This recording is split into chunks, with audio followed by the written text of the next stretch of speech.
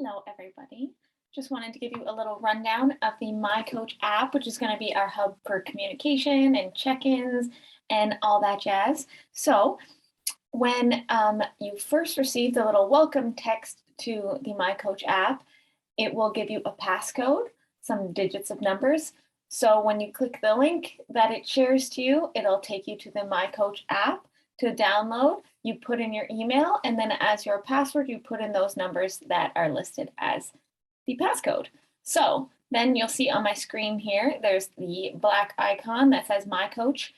So make sure that you drag that icon over to your home page so that you have easy access to it and you can see the notifications that are on there.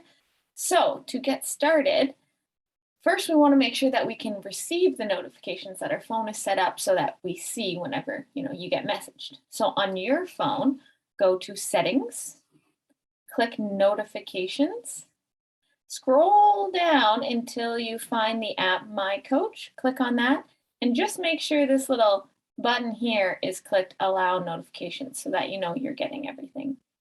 Here we go, you can go out of that. Now you can click on the MyCoach app. And here's a little walkthrough. So to make sure notifications are enabled on the app, these three bars in the top left-hand corner, click that, click notifications, and just make sure that these are turned on. If you don't want to receive email reminders of your actions for the day, you can just shut that off here. Back to that little menu, top three lines in the top left corner, you can also click My Profile, and this is where you can set a time for when you want notifications to show up. It'll remind you, like, don't forget to check in for your app, or you missed checking in yesterday. So it'll kind of just give you an extra little reminder, so you can turn that on or off or set a time for it here. Now, going back, this is our home page. This is called the Actions tab. It's got that little house icon on it. On your virtual to-do list, this is where we'll have the tasks that you're working on for the day. We try to, keep things simple so that they're sustainable, work on a few habits that'll build up in the long run. So when we first start, I like to start everybody with a food journal so that we can see where we're starting. So then we know how to get from A to B. We need to know where we're starting from. So in your welcome email, I also explain how to use the Chronometer app. It's a food tracking app that you can log in all of your food. It gives us just a little bit better visual of kind of where we might want to work on things. But I wanted to show you that if you're super overwhelmed with using an app like that to track your food, you can use a Plan B option. So for your food journal before our first call, option A is using that Chronometer app. There'll also be a how-to video on that. Option B is to upload pictures of a written food journal into the app here. So two options, you can either write pen and paper if you like, and then take a picture of it, or you can go into the notes section of your phone and just keep track of it in here by writing down breakfast, snacks, lunch, dinner. And then I really like it whenever you add little notes on how you're feeling, sleep, digestion, mood, anything like that. So those are the two types of options. So how do we upload that?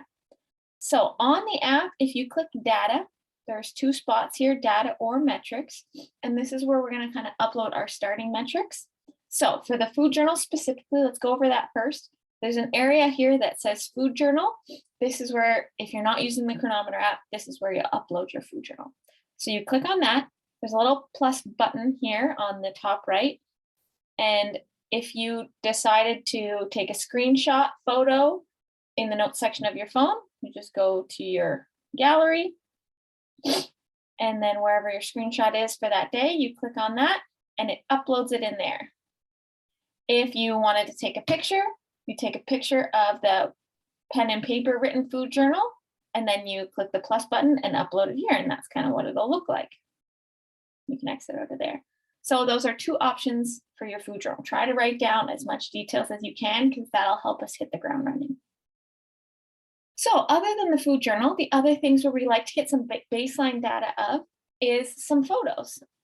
It's just one extra way to track how things are working for us. So there's a spot here to upload a picture of the front, back, and side in your welcome guide. It'll give you a few extra tips, but you would just click in that area, click the plus sign, and then add your progress photo, your starting photo. The fun thing is, as we're coaching, if we're looking for body composition changes, you can click this little black and white square at the top, and that allows you to compare photos. So here I've uploaded like a 4-month progress, and you can kind of slide and compare the top, which is the starting one, to the rest. So that's just kind of a fun little trick. So you do that for front, side, and back. You've got your food journal uploaded, perfect. You can click on metrics up here at the top. This is where you can add your weight. You just click the plus sign,